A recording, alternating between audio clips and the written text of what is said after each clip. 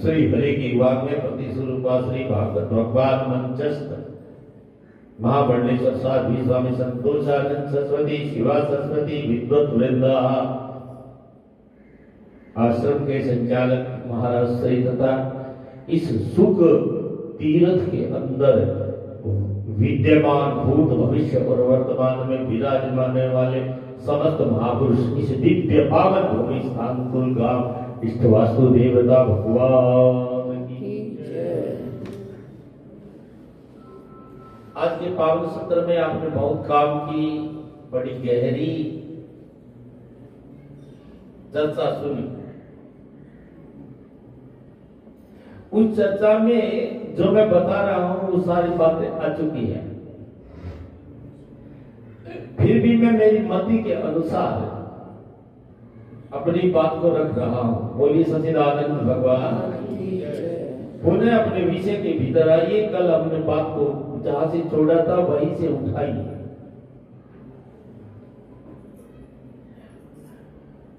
ब्रह्म ने अपने विक्षेप माया की विक्षेप शक्ति से ये सारे के सारे सृष्टि को बना डाला। माया की शक्ति है, उसकी दो शक्तियां हैं, एक का नाम विक्षेप है, दूसरी का नाम आवरण है। ये सारे की सारी सृष्टि विक्षेप शक्ति से सारी सृष्टि बन गई। सर्ग विसर्गात्मक जितनी सारी सृष्टि है, जितना 14 भुवन है, भूभ स्व मदन तप सत्यम अतल वितल रसल तलातल मातल पचत और पाताल, यानी 14 भुवन और सारे का सारा ब्रह्मांड उस शक्ति ने बना दिया। और सभी जीवों के शरीर बना दिए, सूर्य सक्षम कारण शरीर बना दिए। ये सारे की सारी रचना उस माया की विक्षेप शक्ति से हो गई। बोलिए सच्चिदानंद भगवान की जय। और वो ब्रह्म जिसको कहते हैं वो व्यापक है। एक व्याप्य होता है, एक व्यापक होता है। व्यापक माने ऐसी कोई जगह ही नहीं जहां वो न हो।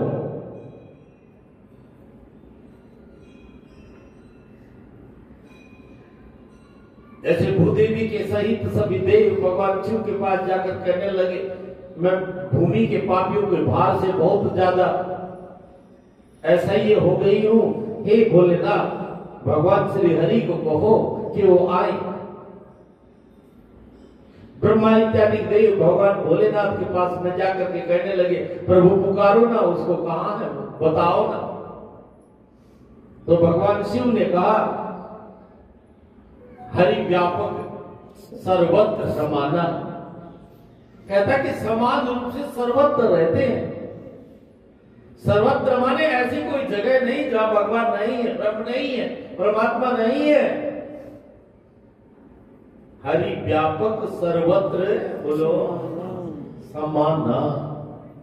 समाना का मतलब होता है बिल्कुल बराबर रूप से, या यहां थोड़े हैं वहां कम है, ज्यादा है वहां है, ये नहीं, बिल्कुल बराबर रूप से।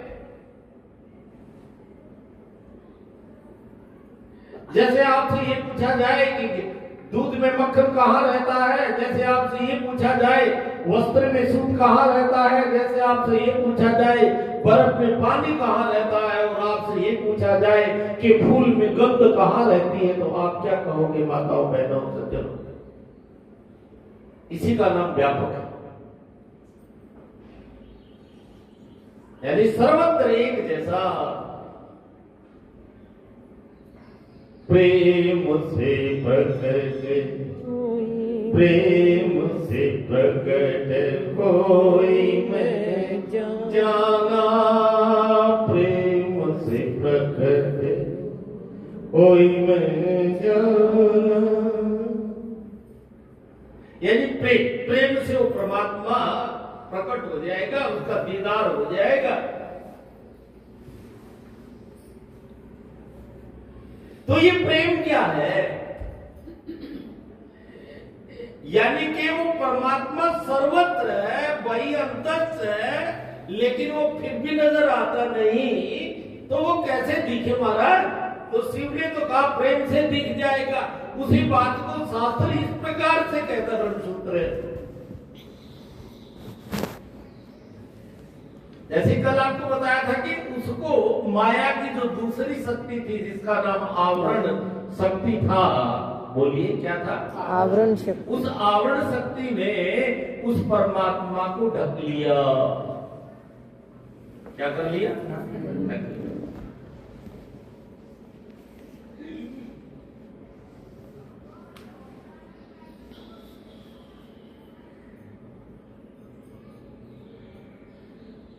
ढक लिया तो दिख नहीं रहा। तो आवरण शक्ति को हटाने वाला कोई यदि आपको मिल जाए तो आपको परमात्मा दिख सकता है। आपको परमात्मा का दीदार हर जगह होगा, भीतर बाहर होगा, सब प्रकार से होगा, क्योंकि जिसका हटा उसको देखो।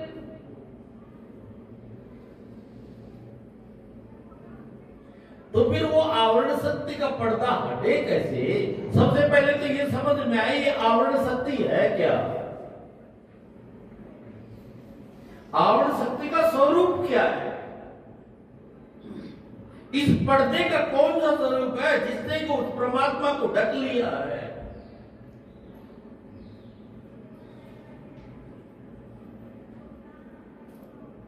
इससे पहले एक बात आप ये समझिए, आधारो अधिकरणम।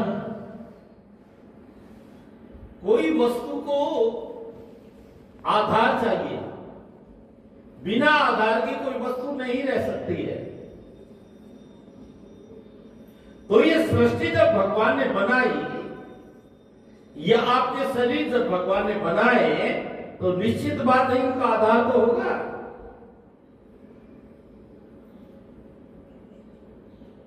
हम दो प्रकार से चल रहे, बाहर के जगत से और भीतरी जगत से।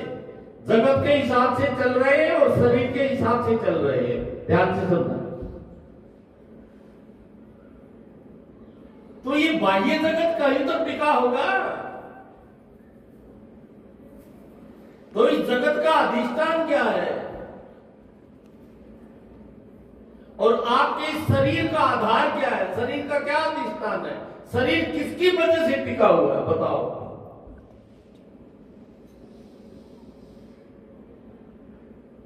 जैसे गुरुदेव कहते हैं,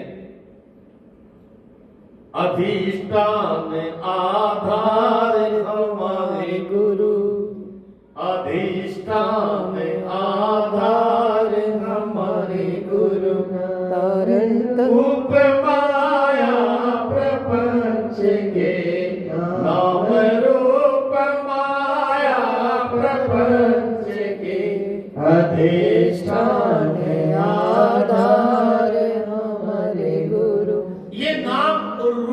इतना सारा दिखाई दे रहा है जो जगत है,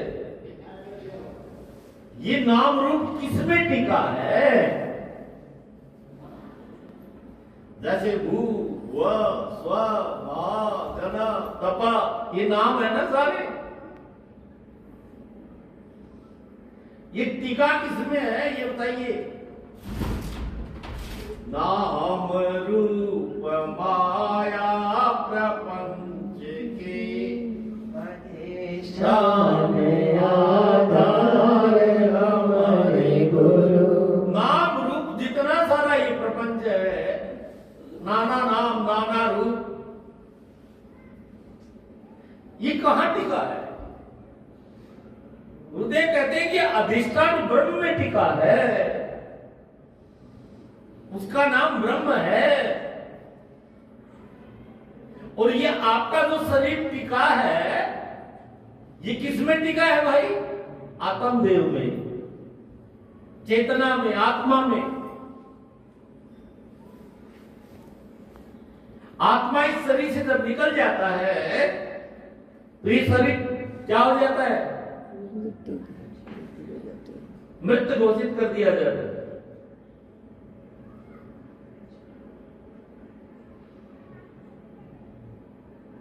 इसलिए आपका शरीर टिका है आत्म पे, आत्मा पे, आत्मा पे। स्थूल शरीर, सूक्ष्म शरीर, कारण शरीर, फिर आत्मा। आत्मा से निकलने के बाद में शरीर की कोई क्रिया हो ही नहीं सकती।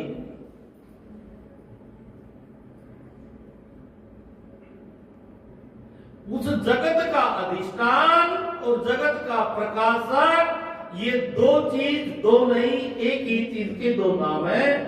अतः उस अधिष्ठान ब्रह्म ने, अधिष्ठान बोलो, नाम रूप माया के आवरण शक्ति में ढक लिया।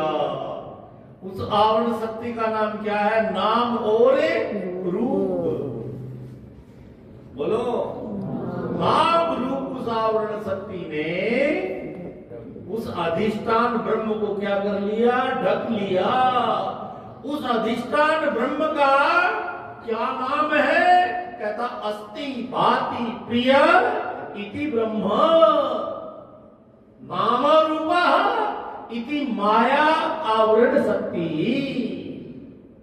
कहता है नाम और रूप की ये माया के आवरण शक्ति ने अस्ति भाति प्रिय, रूप जो ब्रह्म है, ये ब्रह्म के लक्षण है, सत्य के लक्षण है, अस्ति है। वेद कहता अस्ति रूपेण सर्वत्र विद्यते, है रूप से परमात्मा कहां नहीं रहता? सभी जगह रहता है। जैसे कि, बोलो बोलो, जैसे कि,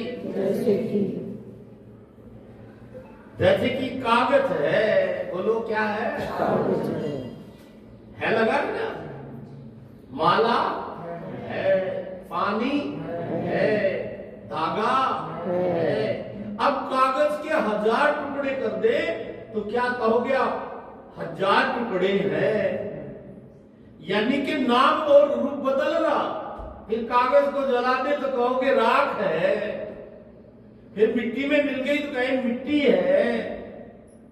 यानी है तो नहीं बदल रहा, लेकिन जो नाम रूप है वो भी बदल रहा, आकृति भी बदल रही है, लेकिन है नहीं बदल रहा, प्रतीति नहीं बदल रही, प्रियता नहीं बदल रही। ये तीन चीज ब्रह्म की है, अस्ति, भाति और प्रियता। यानी कि प्रतीति और समीचीनता ये नहीं बदल रही, ये ब्रह्म की है। तो इधर जगत में नाम और रूप के आवरण शक्ति जो माया की थी, उसने उस अधिष्ठान ब्रह्म को क्या कर लिया? रख दिया। और इधर जो हमारा आत्मदेव था या है, उसको किसने ढका? यह आवरण शक्ति कौन सी है? ध्यान से देखो। श्री राम जय राम जय राम, बोलिए श्री राम जय राम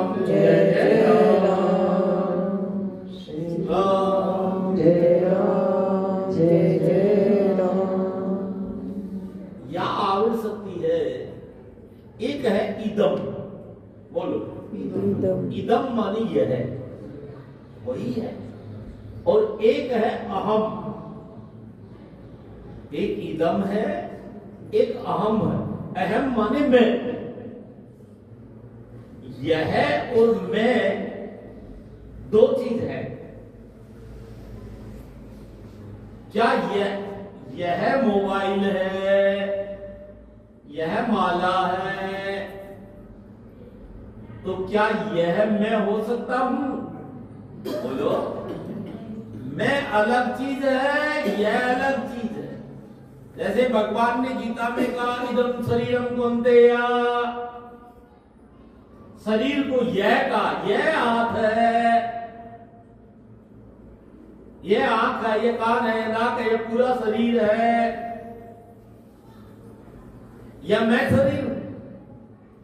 अरे बोलो, भगवान तो गीता में कहते हैं इदम शरीरम कौन्तेय, यह शरीर।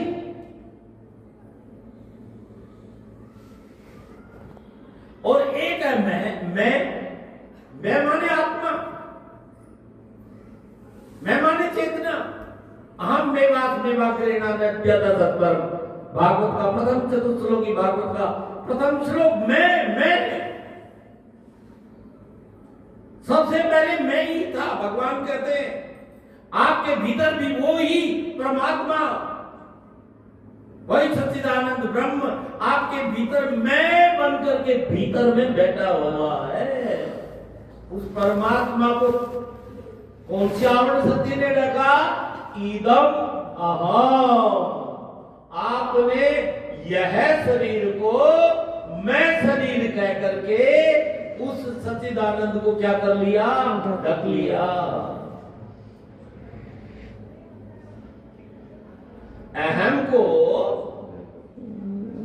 यह मैं हूं, यह शरीर मैं हूं, बोलो, यह शरीर मैं हूं, यह मेरा है।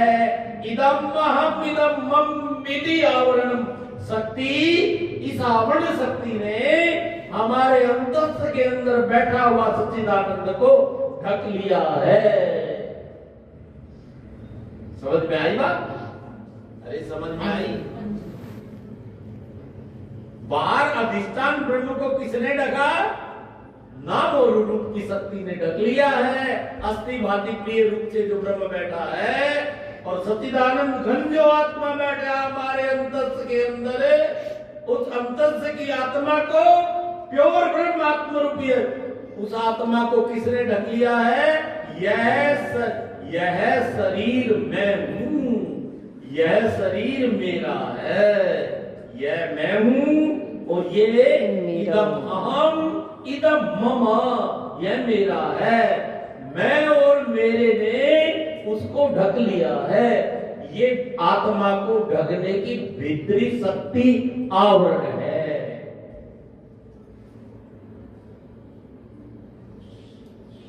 यदि आत्मा का दीदार करना है तो उस सच्चिदानंद आत्मा के ऊपर से यह मैं हूं और यह मेरा है, इस आवरण को हटा दो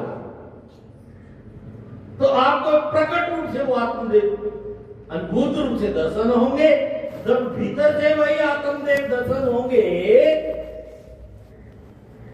तो भीतर हम कहते किसको है भैया? देखो, घड़े का एक महाकाश है,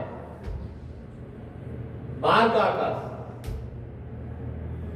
और एक आप बैठे हो सत्संग हाल का आकाश, और एक कोई मटका हो उस मटके का आकाश, दूसरा मटका हो दूसरे मटके का आकाश। अब ये बाहर के आकाश से जो सत्संग भवन का आकाश है, मटके का आकाश है, सकोरे का आकाश है, बोतल का आकाश है, गिलास का आकाश है, ये सारी की सारी उपाधियों से वो बाहर और भीतर आकाश में बोला जाना जा रहा है। लेकिन वो उपाधियां न हो तो आकाश न भीतर है न बाहर है, वो एक ही है। जब आपका भीतर का आवरण इदम अहम और इदम मम से हट जाएगा तो बाहर भीतर कुछ रहेगा ही नहीं। सब क्या हो जाएगा, एक हो जाएगा। और वो नाम रूपात्मक जो आवरण है वो भीतर का हटते ही बाहर का अपने आप ही हट जाएगा। बोलो जय श्री कृष्ण। अरे उसको हटाने की जरूरत पड़ेगी नहीं। भैया ध्यान से सुनो, काम की बात बता रहा। यदि इदम अहम और इदम मम का यदि आवरण भीतरी भाग में हट गया तो बाहर का जो नाम रूपात्मक जो आवरण है वो आवरण रहेगा ही नहीं। वो नाम भी वही हो जाएगा और रूप भी वही हो जाएगा।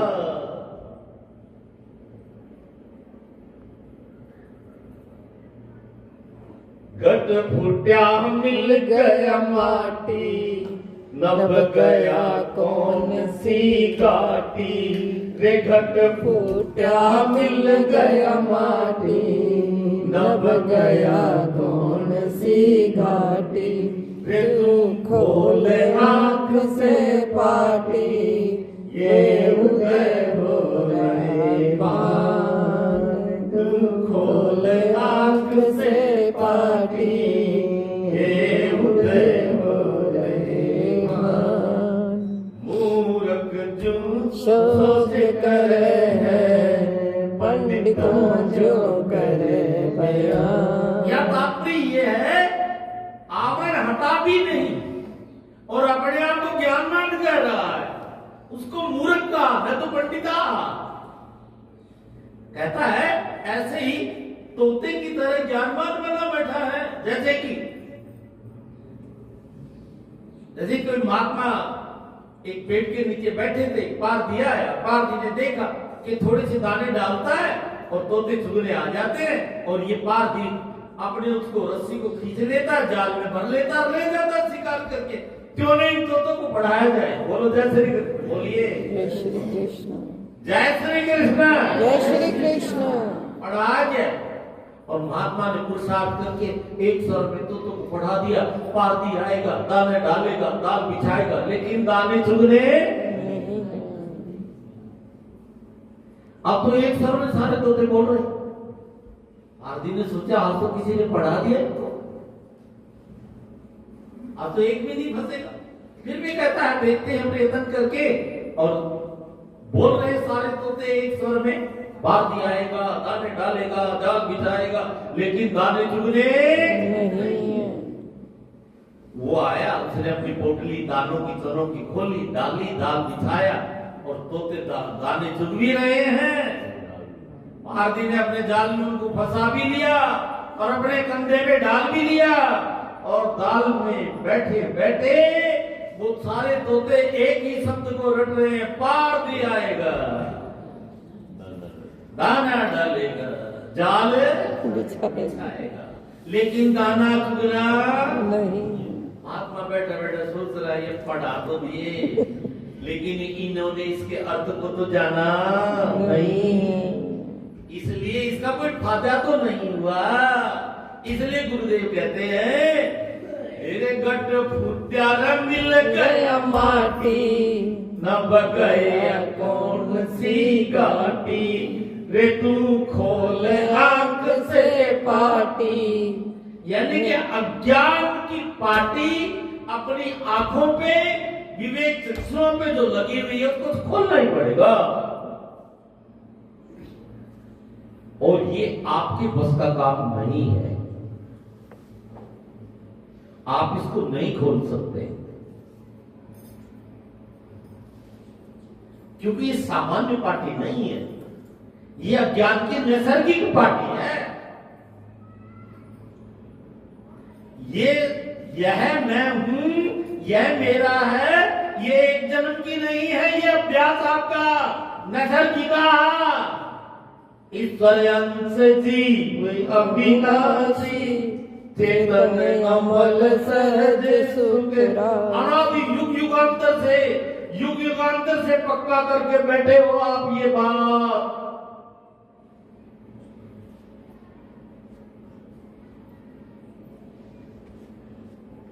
ये माया का जाल है, मलिन सप्तगुण की माया का जाल है ये। फिर क्या करना पड़ेगा? फिर वही करना पड़ेगा जो श्री परीक्षित जी महाराज ने किया, गुरुदेव सुखदेव के सानिध्य में जाकर के, ज्ञानवान गुरुओं के सानिध्य में जाकर के माया जाल काटने को सतगुरु की शरण आना, जब कोई न हो अपना गुरु नाम जपा करना। मुमुक्षुर वही शरण हम प्रबद्धे। हे गुरुदेव, मैं आपकी शरण में आया हूं। मैं जन्म जन्म का प्यासा, मैं जन्म जन्म का प्यासा, मुझे ज्ञान का अमृत पिला दे, उसे अमृत से हो सतगुरु, उसे अमृत से हो सतगुरु, मेरी जामन मरण मिटा दे, मेरी जामन मरण मिटा दे। अरे ओ दीवाने बाबा, अरे ओ दीवाने जोगी, मुझे अपना देश दिखा दे। उसको केवल और केवल गुरु ही काट सकता है। जैसे 2 सेकंड की बात बता तो एक प्रकरणवत आप ही कभी आलंदी की परम भूमि महाराष्ट्र में मुक्ताबाई के सहित उसके 3 भाई, एक नामदेव और गोरा कुमार नाम की महात्मा आए, प्रजापति जाति से थे। उनके पास ठप्पा था एक, जिससे कि कच्चे मिट्टी के मटके को पीट के बढ़ाया जाता है। मुक्ता ज्ञानवान थी, गोरा कुमार को प्रणाम किया और पूछने लगी, बाबा बाबा देखो इन मटकों में कौन सा अभी कच्चा है, यानी किसको आत्मबोध हो गया और किसको आत्मबोध नहीं हुआ। देखो किसको भगवान मिले किसको नहीं मिले, देखो बाबा। अब गोरा कुमार ने ठप्पा उठाए और एक एक खोपड़ी पे टनाटन करने लगे। और जब नामदेव किया टनाटन किया तो नामदेव ने ये देखा ये तरीका है परीक्षा करने का। तो गोरा कुमार कहने लगे, मुक्ता इनको नहीं मिले, ये मटका भी बहुत कच्चा है। अब गोरा कुमार को कह उठे नामदेव, मैं 12 साल से अपने हाथ से भगवान को खिला रहा हूं पिला रहा हूं दूध, और आप कह रहे हैं कि भगवान हमको मिले नहीं है। कहने लगा ना अभी नहीं मिले।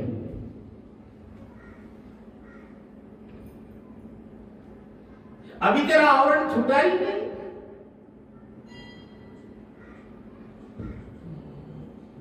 तो अपनी भावना की भक्ति से युक्त अंतःकरण के द्वारा ये सब क्रिया हो रही है तेरी, लेकिन तू तेरे ही उसे जाकर के ठाकुर जी से पूछना, क्या तूने मुझे अपना असली रूप दिखाया है।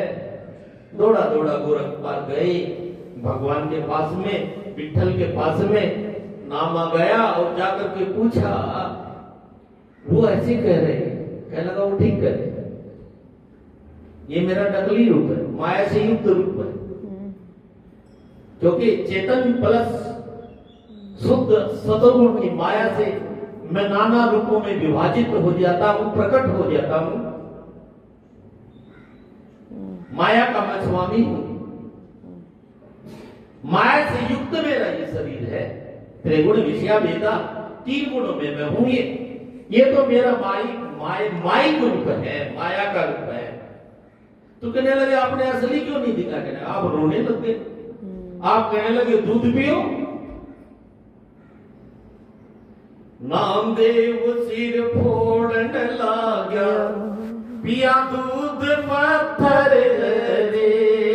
नामदेव सिर फोड़ने लगा, पिया दूध पत्थर रे। ऐसे जैना ने खिचड़ी खिला दी भगवान को, है धन्ना ने दाल रोटी खिला दी भगवान को, है